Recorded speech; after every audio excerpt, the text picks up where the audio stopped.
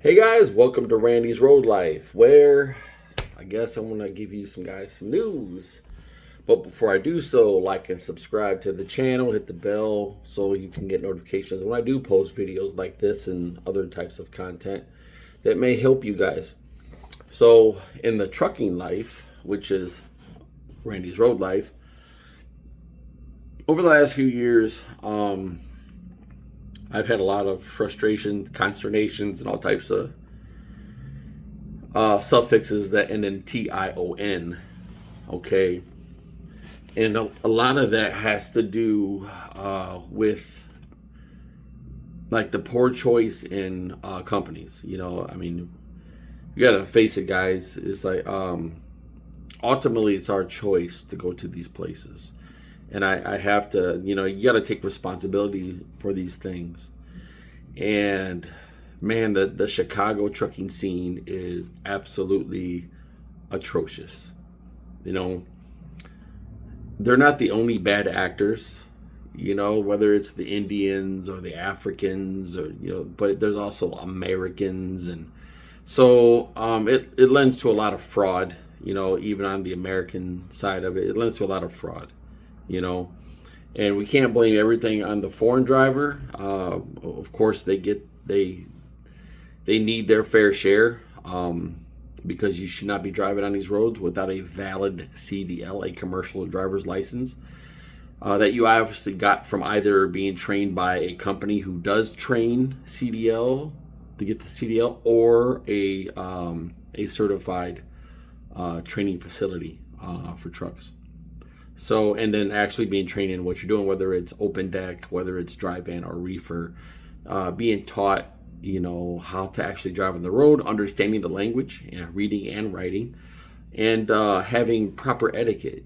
Etiquette is very important, and it's lacking, especially in the truck stop, with all the brakes and whatnot, and bad parking, and you know how guys do it. But the choice in companies, because they're fast talking, they're very personable. They come off as very nice, and they promise you the world and deliver none of it. They're Now. Don't get me wrong. There's a couple companies that are pretty decent. The one that comes to my mind is a company I worked with that I actually like, and that's Caracas Transportation. And Ephraim is a good truck owner. I mean, don't get me wrong. Not every company is perfect. He will admit that. He has made some decisions that I had to give him a little side eye about, and there's times where me and him didn't get along very well, but he runs the company and I'm a driver, so we look at things from a different perspective. He's not entirely detached from from my experience or from a driver's experience, because he was a driver himself, so he understands a lot. But for the most part, the Chicago trucking scene, the typical company, they're owned by these Eastern Europeans, are that like Croatia or Moldova or Ukraine or Estonia, and all those, what companies I'm talking about, whether it's Lithuania or all types of stuff, man. They're horrible. Not to mention some of the African companies that you get out of either Minnesota or you get out of Ohio and whatnot. And then you got the Indian companies, which are pretty popular out in California and New York. And so, and there's some Arab owned companies too. So it makes it difficult. They make it difficult to ascertain the truth. And that's the whole thing. They're good at covering up a lot of their shenanigans. You got a lot of those chameleon carriers who they're constantly opening up different or new DOT numbered companies, MCs, and so Openway was one of those types of companies. Watch turned out to be Golden Way. Went to Openway. Went to AAA Freight. Went to Safari or something like that, and then back to Openway. It's like, goodness gracious, man. So I've dealt with Cargo Boss, which I thought was a legitimate good company, and it turns out they're thieves also. So there's only two companies that didn't really steal from me. One was Caracas, and Ephraim is very accommodating, to say the least. He doesn't want any bad words said about him at all. He will go out of his way a little bit to help the driver. Um, the other company was First Transportation. I actually got my escrow back from them also, which is like that almost never happens. And a lot of you guys who've dealt with these companies or even seen videos know that hardly ever happens. But what they did charge me for is cleaning the truck, even though the truck was already clean when I left it. They still charged me $100 for that. Okay, whatever. They still sent me $2,400 back after that 45-day period. FM from Caracas actually sent it to me back after 2 weeks. I called and asked them for it, and bam, I didn't have any claims. There's no accidents or nothing like that. I had no damage, nothing. So there was no use for him to keep it, and he said that, and he sent me my money back. But then there was a slew of American companies. We're not going to get into all that, but so here I am, and I'm in another hotel room. It's actually very nice. I'm at a brewery out here in just outside of St. Louis, Missouri, and so I had to really vet some companies. I applied to several, none of them being big owner operator companies. Now I almost decided to go to Kiwi Brothers, but I'm glad I stepped away from it, because I talked to Patrick on Big Rig Nation, and he was telling me some of the really bad stuff that comes out of there. He's like a hub of information on a lot of these, and I'm sure any of you who have seen any of his content knows that I like Patrick a lot. He's a good dude, and he wants to do right by the truckers. So that's very important to me, because that's why I do these videos in the first place. So there's some other companies. One company I almost went with. Man, I forgot. I'm sorry, guys. But they're out of Montgomery, Indiana, and it's mostly just building products and stuff, and tarp, and they get some preloaded trailers. The money pays fairly well, and you're home every week and stuff like that. They drive really nice trucks and just 48-foot flatbeds and stuff like that. It's nothing serious, but unfortunately I have an auto restriction. Even though I can drive a manual, since I took my test in an automatic, it stuck me with an auto restriction, which super sucks. I recently had done some research to figure out how to get that changed, and I know how to do it in Ohio now, so hopefully that'll get done not too much longer. I'll get that auto restriction taken off me, and I can get back to shifting some gear. I would like to get back into a manual, preferably a 13 or an 18. Either one is fine, but I prefer a 13 speed. An 18 speed would work just as well, even though an 18 speed is very, very similar to a 13. There's not much of a difference. It's just you got split gears from 1 to 4, and that's it. It's all there is. Anyways, so I'm here at National Flatbed Solutions. Now it's a small company. Mr. Shane, who I dealt with personally over the phone and applying to, I had an interview with him, and I had to have an interview with two other individuals after I guess he chose me out of some other people. I don't know how true that part is, but it doesn't make me better than anybody. It just meant that my qualifications fit whatever the requirements are. And so I answered a lot of questions. I asked some questions of my own. One very pertinent question that I needed answered is, how much broker freight do they have? And I was very pleased to find out that they actually have customer freight here, a very consistent customer freight. So I'm not going to say who that customer is, but they deal with them a lot. A lot of their customer freight is about, I think they said 65% to 35% broker freight, and they're actively trying to raise that to an 80-20 or even to a 90-10 split on that level. They do oversize and heavy haul. Oversize is mainly length and not width. and it's very large, very heavy pipe. So you're looking at some of that stuff is like 90,000 pounds and stuff like that. So they're dealing with some multi-axle trailers and stuff. Some very nice trucks. So the truck that I'm getting, I've seen what it looks like. It's very nice. It is a mid-roof Peterbilt. I think it's a 567.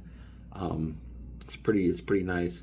So I'll know tomorrow morning at 7:30. He'll pick me up, and I'll have to go through all the necessary paperwork and all that stuff, and then I'll go out to. I already have a load, which is really cool. It's a legal load of pipe going back home, so I can get the rest of my stuff because I don't have no bedding, and I actually forgot my GPS, which is not a big deal. But all the rest of my clothes and my open deck equipment, my binders that I have personally, then my Bumblebee strap winder, which is awesome. And then I got video for that in here. My Easy strap, my Easy chain binders are in here on a video. You guys can see those. They're very good acquisitions if you guys can get those. So National Flatbed Solutions, guys. We'll see what they're an American company. They're a small company, not very big. You can go to their website, the National Flatbed Solutions. They're out of St. Peters, Missouri. And they have it's an interesting history, as Shane explained how it came about, and I actually liked this story, and so it's going to be interesting to see how this goes. I met one of their in-house broker guys / salesman. That was pretty cool. He gave me a ride from the airport to this very nice. They put me in a Drury hotel. It's very nice in here. Free dinner and breakfast and all that type of stuff also. And I'm just looking forward to getting back on the road. Hopefully this company is reputable. Hope that they have told me the truth, and I hope that everything will be consistent with what they actually told me, because I'm going to be consistent with what I told them, being my work ethic, things like that, my knowledge of securement and open deck and just driving all together, and just being an asset to the company is really important, just like them being an asset in my life and being able to make the money that I'm hoping to be able to make here. It is a 30% payment rate on loads. I was told that I would probably get at least one oversized load a week, and there's times maybe I'll get an additional one. It's hard to say.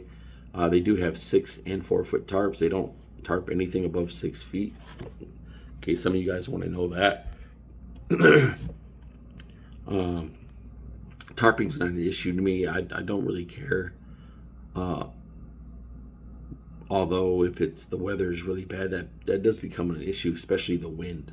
The wind is the worst part about tarping. If it's a windy day, it can really make your day horrible. And I've had days where I couldn't even tarp at all because the wind would just blow the tarp right back off the load. So, and you have to adjust to stuff like that. But anyways, National Flatbed Solutions, guys.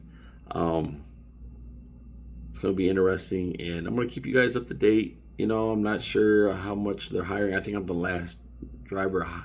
It's going to be hired. It's being hired now. So it's a good thing that they are keeping their trucks full. They have all types of trucks, and they're not governed, I don't think. There's no in-cab camera. So, I guess I'll keep you guys up to date and tell you guys what the money's like and stuff like that. It's not like can't really get no referrals here, because their trucks are full. So it's not, don't really care about that. It's just, giving you guys some good news, like some information. If there are some opening positions here, and if you like how my time here is going, then, why not? Give them a call, see what happens. Call Shane. And if you want to know about that, I'll definitely give you his phone number. It's not a big deal. I like helping you guys out if I can. And just my journey, all the ups and downs. And there have been a lot of downs. 2025 was probably the worst year of my career. I have to admit that 3 companies in a row robbed me. Golden Way, which is Open Way, Roller Express, who's a BMAC fleet, and also Cargo Boss.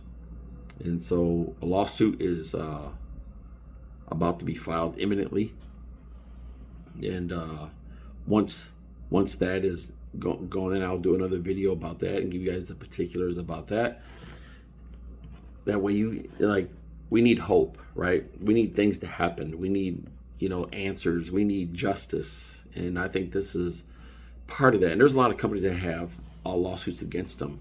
And we need law firms that are willing to put forth the work to help us with these things, man. There has to be accountability. These people have to be either taught a lesson or completely bankrupted and out of the industry entirely. So no more drivers have to go through these shenanigans, have to go through the suffering that many of us have gone through and have been put in massive debt as a result. So, with that, if you have a comment, question, concern, or whatever, just I'm going to put my email in the description as always, Matt633LLC@yahoo.com. Matt, M-A-T-T, 633LLC@yahoo.com. And no, my name is not Matt. I've gotten that a few times. It's actually a Bible reference. It's the Gospel of Matthew, chapter 6, verse 33. Look it up and read it for yourself. All right. With that, guys, I hope you guys have a blessed evening and that you stay safe. Deuces.